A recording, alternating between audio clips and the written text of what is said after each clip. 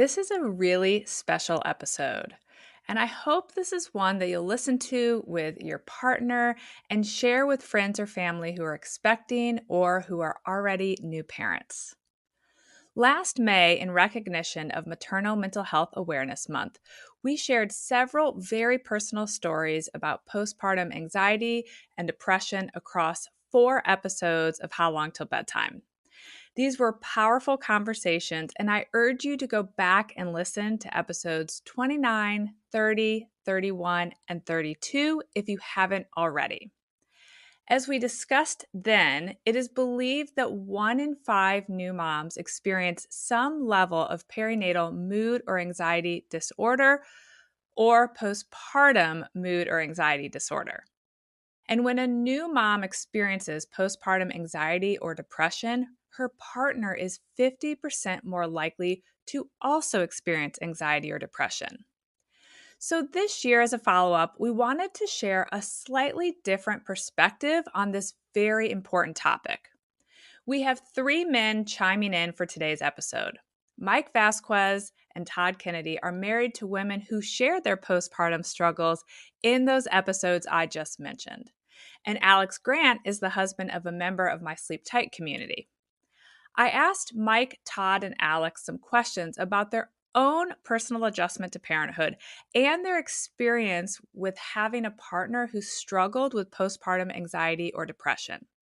I am so grateful that these 3 men agreed to share their experience and their insight. I know their thoughtful and heartfelt comments will be eye-opening and informative to all the new and expecting parents in this community. Hi, I'm Allison Egidi, a pediatric sleep and wellness coach and a mom of 2.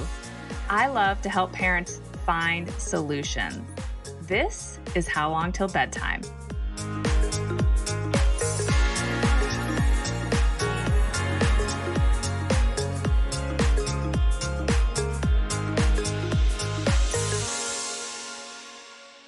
When I asked Mike, Todd, and Alex to share what the biggest challenge was when they became a parent, they all shared that the change in lifestyle, how drastic the shift was, and how much changed all at once was the biggest hurdle they faced.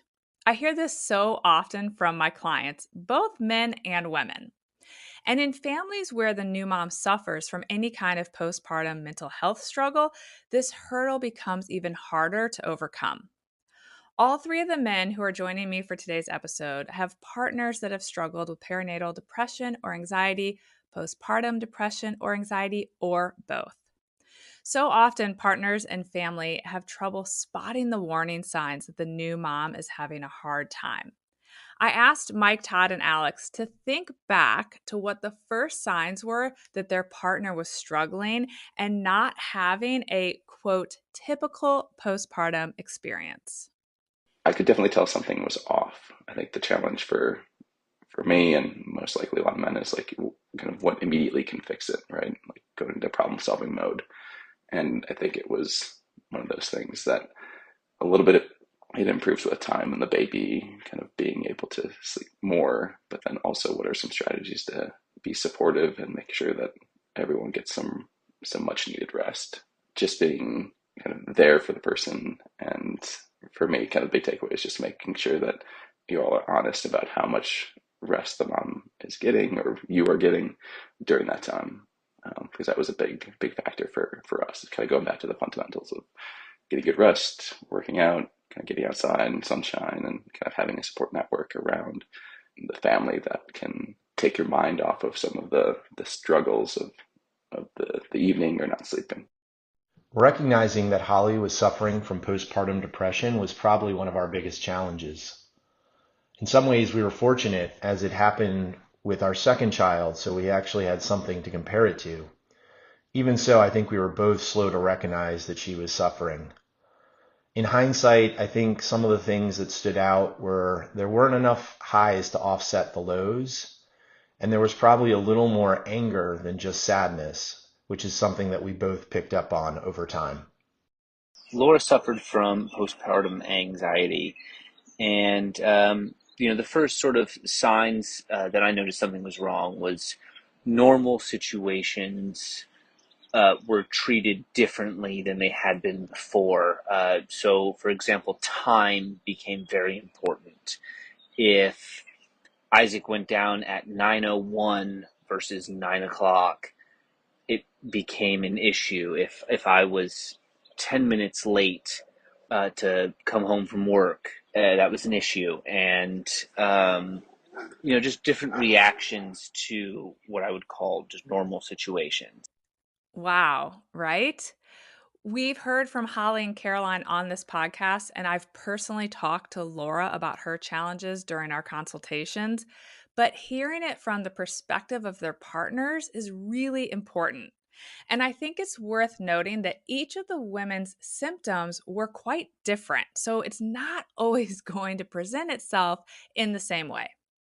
I followed up by asking what advice they would give to other new dads to be regarding how best to support their partners, what they wish they had known beforehand, and what eventually helped them work through these challenges. Here are Alex and Todd's responses. In terms of how, what steps to take to support them, I would say be patient, be kind, and remember that it's not your fault and it may not always make sense, but just hang in there and really just be patient. What I wish I had realized earlier was that it's not my fault. The anxiety had nothing to do with me or what I was doing. It was something that she was experiencing, and nothing I would have done or could have done would have changed that.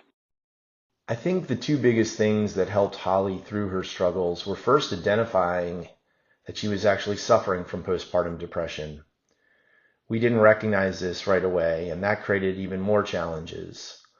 But once we did, that really helped normalize the situation versus having her feel badly about feeling badly. I think the second was getting her help. It was a real turning point when Holly was able to work with a therapist who specialized in postpartum depression. And Mike shared how they didn't expect Caroline's struggle, and it left him feeling a bit helpless, particularly because Caroline was breastfeeding. I think a lot of partners will relate to this feeling. He offers valuable insights on how helping his wife get more sleep was crucial and what lessons he learned about finding the best resources to help his family. Yeah, I mean, this was a tough one.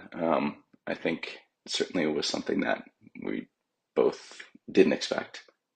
Like for me, it was a real feeling of helplessness, seeing that Caroline was breastfeeding and things. There's only so much I was able to do in terms of feeding and getting up at night. But I think if we were kind of to do it over again, I think really focusing on sleep for Caroline, and certainly kind of whatever we have to do to kind of make that happen would be kind of a big change, and kind of taking some of that burden off of that overall time. We ended up getting a part-time kind of night nurse that helped a little bit, kind of different strategies to try and get Caroline some sleep. I run my own business, which also didn't help the case because I didn't take too much time off or really any time off after Hunter was born, or making sure that I was being able to be supportive during the day, especially when those days became long and kind of Hunter's not sleeping or not taking naps, I think would have been some improvements. I think in terms of spotting that, I mean, it's hard because you don't know what is normal after a kid is born. Everything is new. Everything is changing. You don't know what to expect. It's like, hey, like, yeah, kids don't sleep when they're 0 to 3 years old. Ha ha ha. Right. I think understanding how to take breaks, how to sleep when they sleep or rest when they rest, that was something that would be a kind of good takeaway for us, is finding what resources are out there to help kind of strengthen those fundamental things of sleep and eating well, exercise. I didn't know about night nurses before this, so that was a big help just to take some stress off. for a night or two a week, having family around, things like that is always good. And also having someone not be afraid to kind of come in from a detached perspective and say, hey, like, this is a problem or this is a challenge. Like, I see you guys trying to burn the candle on both ends, like take some breaks and things like that. So having someone that's close in your life that's not necessarily with you every day or see you every day is also good to have some outlets and perspective. I mentioned earlier that when women have postpartum anxiety or depression, their partner is 50% more likely to also experience anxiety or depression. I asked Mike, Alex, and Todd if they had struggled with depression or anxiety after the birth of their baby or babies, and I asked what help or support would have been most useful to them during that time. Alex, Todd, and Mike were extremely open with what they were feeling during that period of their life. I didn't really experience any anxiety or depression. I suppose I did feel some anxiety just off of the environment that we were living in. And juggling someone else's anxiety can create anxiety, but I would say the overall experience, I didn't really have much anxiety or depression. I was fortunate that I didn't experience anything as significant as depression or severe anxiety, but it was certainly a really difficult time. For me, I struggled at first to understand what was going on and then how best to support Holly. I often felt frustrated because I didn't seem to be able to help or hurt when Holly would get angry with me. I think the biggest thing for me was first understanding what she was suffering from, and then spending some time reading and learning about it. It wasn't a silver bullet, but it gave me the context to better understand and support Holly. I think for me, it wasn't, I wouldn't say that I had anxiety, depression. I think what I mostly felt was kind of a sense of helplessness seeing Caroline struggle. I think if there were any support for me, I mean, I don't think that there was anything specific other than kind of going back to that.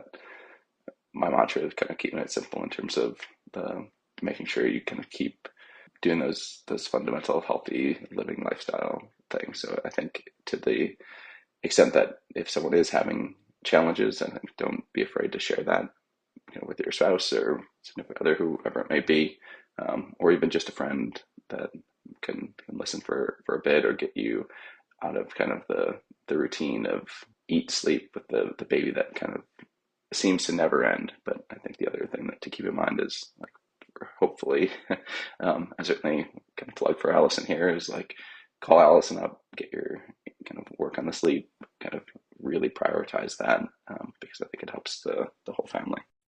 Well, thanks, Mike, for the shout out there. I'm in total agreement that sleep is crucial. And sleep for the new mom is just as important as sleep for the baby. Sleep is the most effective and least expensive way for a mom to start to feel better. On that note, if you're a new or expecting parent, I would strongly encourage you to listen to episode 15, where I share a strategy for helping new moms get 4 to 5 hours of uninterrupted sleep. All right. So, throughout many of their responses, the men shared that leaning on a support network is crucial. That was also definitely a reoccurring theme in the conversations I had last year with the women I interviewed on this topic. And I know that those of us in those support networks really do want to help in any way that we can. It's just so critically important that moms and dads are honest about the fact that they are struggling or they don't know what to do, and that they share that with someone, whether it be their partner, another family member, a friend, their doctor, a lactation consultant, their sleep coach, their child's pediatrician. There are a lot of people that you are connected to that could point you in the right direction. Once you're able to share that you're struggling or you're just not sure what the next right step is, these people can help you find the resources you need. I'm going to wrap up today with Todd's thoughts on the role models in his life. I think we can all appreciate that a new mom's support network is crucial. but I'm so glad that Todd shed a light on the importance of supportive friends and family in a new dad's life as well. I think the thing that allowed me to overcome my early uncertainty was that I had a lot of great role models in my life and people I could go to for advice. I certainly used my own parents, but I had a lot of friends who had had kids before me, and whether it was talking beforehand or even reaching out to them during this time, they were a real source of kind of comfort and advice for me as I was trying to navigate all these new challenges. I want to share a huge thank you to Alex, Mike, and Todd for sharing such valuable insights. I know their willingness to open up on this somewhat touchy topic is going to help a lot of other parents. I really hope that you'll share this episode with the new and expecting parents in your life. Sometimes hearing and relating to someone else's experience can really help someone identify that they truly are struggling. And it can also give them hope that this will pass and they will be well again. This is a message that we cannot overshare. As always, thanks for listening. Bye for now. Thank you for listening to How Long Till Bedtime. To learn how we can work together to improve your child's sleep, pleep and wellnesscoach.com.